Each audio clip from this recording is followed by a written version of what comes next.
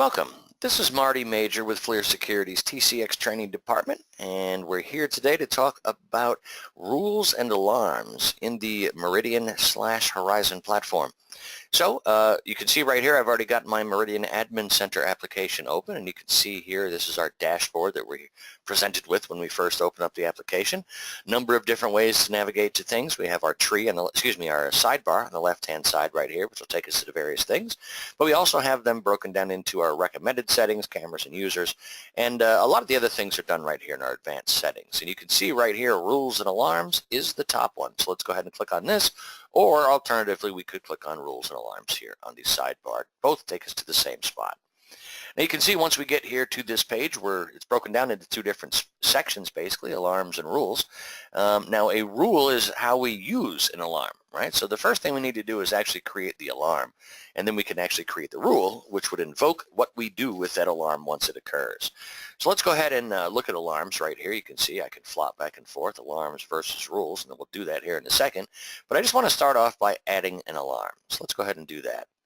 Now it's quite simple to set up right here. You can see we've got a name, and for this example I'm going to use door open, and we can set it to various priorities, 1 through 5, 1 being the highest, 5 being the lowest of the 5 categories. I'm going to leave it at the default 1.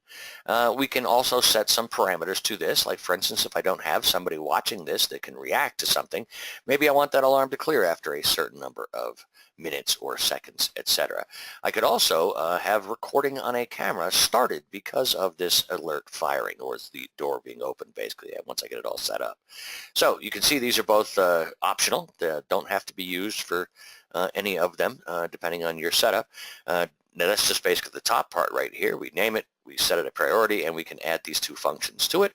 Down at the bottom right here, we simply have a list of cameras and then a list of users. And you'll note down here on the bottom left, mandatory fields are indicated by the little red asterisk. You'll see it in the name, you'll see it in the recipient. We can't send an alarm to somebody if we don't know who we're sending it to, so we do need to include that. But basically this door opens. I want a camera to be able to see that, and maybe this camera right here is to actually maybe use my quasar here. How about the aerial? So the aerial camera, maybe that's the closest one to this door, and I want it to actually see and start recording, as soon as the door gets open, basically, the alarm that I'm setting up. So I simply take the camera and I move it over here. Notice it'll give me a live view, but I could also add playback to that simply by clicking this button here and setting a pre and post parameter, basically, to the door being opened. And then again, on the right-hand side, I have to pick and choose who gets this alarm. By default, you can see everybody does. I can send it to individual groups, as you can see here, or I can send it to individuals, like, for instance, myself, if I was going to log in, or maybe I want to send this particular one to all administrators. Whatever it is I want to do, I'll just go ahead and leave them all checked.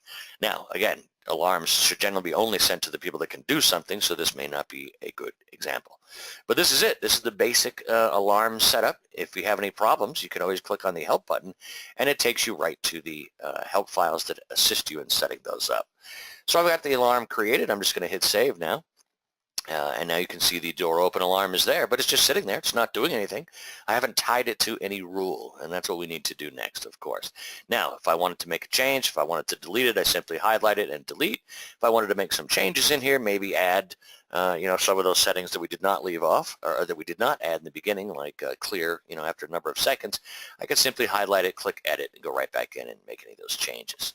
But for now, we've got the alarms part done, so let's go ahead and look at the rules section. And again, just like everything else, we have to click on Add Rule to begin. So let's go ahead and do that.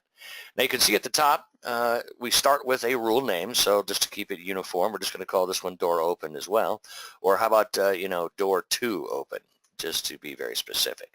Now as we come down right here, we want to select the event that will trigger the action. So we want something basically to start it up.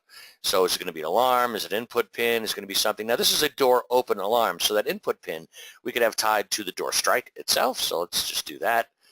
Choose the input pin. Now, again, we want this to fire when the input pin basically is set to an abnormal state. So when the door is closed, that's the normal state. So when the door gets opened, it becomes abnormal, and then we tell it what we want it to do, basically. So the input pin is tied to that. As soon as the input pin from the door strike gets set to an abnormal state by somebody opening the door, we want to be able to tell it what to do. So basically, input pin for the aerial camera, which is the one we were talking about before.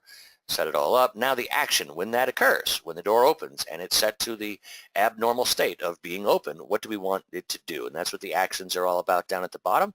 Notice here we can do a number of different things. We can, the default there is just the top one. We can change the, pin state back to a different one. We can create an incident. We can clear analytics. We can run a PTC pattern, go to a preset, maybe right on where that door is. We can start recording, stop recording, a number of different things we can do. But what we want to do is trigger that alarm. And that's the bottom choice right here, the alarm we created previously. So I'm going to choose triggered alarm. And which alarm is it? Well, we just simply click the drop-down message or the drop-down menu here. And because it's the only one I created, that is the one that I'm going to add. Again, all fields are mandatory that have the red asterisk. Hit save. And my rule and my alarm are now tied together and set up and waiting for somebody to open that door for the alarm to go off.